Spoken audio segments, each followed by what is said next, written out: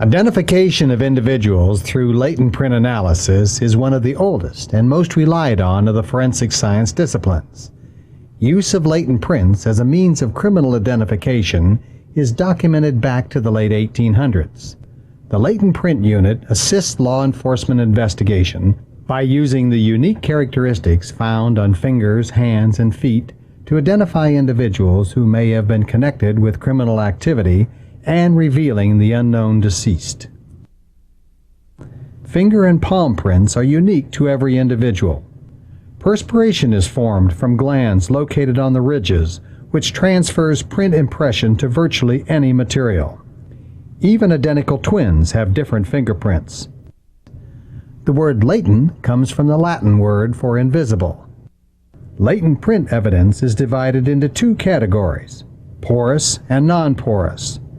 Examples of porous evidence are papers, cardboard, and unfinished wood.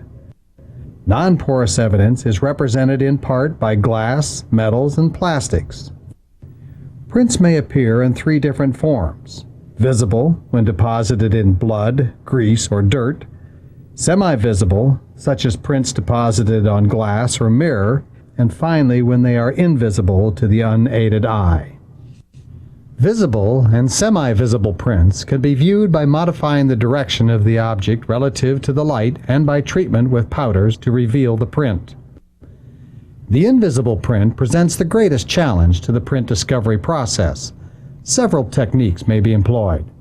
One such technique is to place a non-porous object suspected of containing a print into a chamber and exposing it to fumes of cyanoacrylate esters, which is the technical name for superglue. The fumes adhere to the fingerprint residue, causing it to become visible and permanent. If the print is difficult to expose, or the object containing the print is too large for a standard chamber, the forensic lab uses a special vacuum-sealed chamber. The object is placed under vacuum pressure and subjected to high concentrations of the superglue vapors to expose the print. To reveal prints on paper or money, the paper material is sprayed with a chemical dye, then exposed to warm, moist air, causing the print to appear. A third technique is to dust the object with a chemical substance, then expose it to ultraviolet light to reveal the print. Whatever method used, it is photographed for further examination. The latent print examiner looks for details in loops, whorls, and arches that make up the composition of the fingerprint, and if enough information is present, compares the unknown print to cards containing samples of fingerprints that belong to known individuals. If the examiner finds continuous agreement between the latent print and the file print, with no unexplained differences, then a positive identification is made. If fingerprint cards are not available, or there is no suspect from which to take a fingerprint sample, the unknown print is compared with a database known as AFIS, the Automated Fingerprint Identification System. The AFIS database holds millions of encoded fingerprint records. The suspect print is entered, and AFIS searches the database for possible candidates. Candidates are compared to the unknown print to determine if a positive match exists. If the state of Michigan system does not result in a match, the examiner can draw from a national system maintained by the FBI. If all searches are inconclusive, the print can then be entered into an unsolved latent database.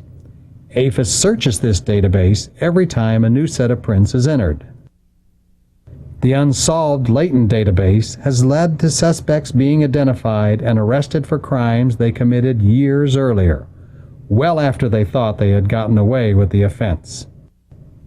An additional responsibility of the Latent Print Unit is to identify unknown human remains.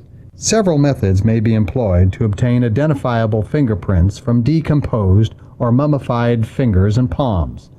The prints are then identified by either finding a match in the AFIS database or by comparing the prints with prints obtained from personal belongings associated with missing persons. Latent print identification provides law enforcement with hard, undisputed evidence as to the identity of suspects who handled an object used in a crime, had physical contact with the victim, or was at the crime scene.